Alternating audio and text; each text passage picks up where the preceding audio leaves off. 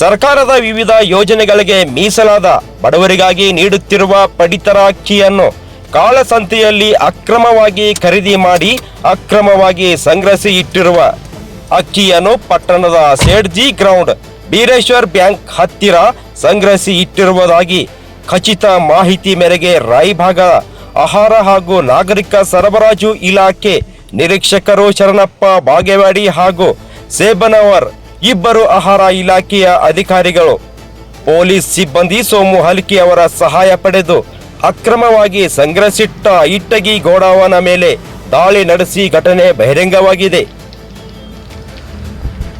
ದಾಳಿಯಲ್ಲಿ ಪತ್ತೆಯಾದ 30ರಿಂದ 35 ಅಕ್ಕಿ ಚೀಲಗಳನ್ನು ಅಧಿಕಾರಿಗಳು ಸುಮಾರು 2,000 ಕೆಜಿ ಅಕ್ಕಿ 60,000 ಮೌಲ್ಯದ ಪಡಿತರ ಅಕ್ಕಿ ವಶಪಡಿಸಿಕೊಂಡಿದ್ದಾರೆ.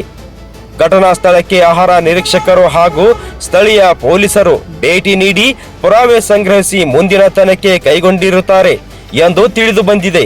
ಸರ್ಕಾರಿ ಯೋಜನೆಗಳ ಅಕ್ಕಿಯನ್ನು ಪೊಲೀಸರ ಹಾಗೂ ಆಹಾರ ಇಲಾಖೆ ಮತ್ತು ಜನರ ದಾರಿ ತಪ್ಪಿಸಿ ಅಕ್ರಮವಾಗಿ ಸಂಗ್ರಹಣೆ ಮಾಡುತ್ತಿದ್ದವರಿಗೆ ಕಾನೂನು ರೀತಿಯ ಕ್ರಮ ಕೈಗೊಳ್ಳಲಾಗುವುದು ಎಂದು ಆಹಾರ ಇಲಾಖೆಯ ಅಧಿಕಾರಿ ಶರಣಪ್ಪ ಬಾಗೇವಾಡಿ ತಿಳಿಸಿದರು. ಕುಡ್ಚಿ ಪೊಲೀಸ್ ಠಾಣಾ ವ್ಯಾಪ್ತಿಯಲ್ಲಿ ನಡೆದ ಘಟನೆ. Bureau report 85 news box Kannada. Bureau report 85 news box Kannada Raybag.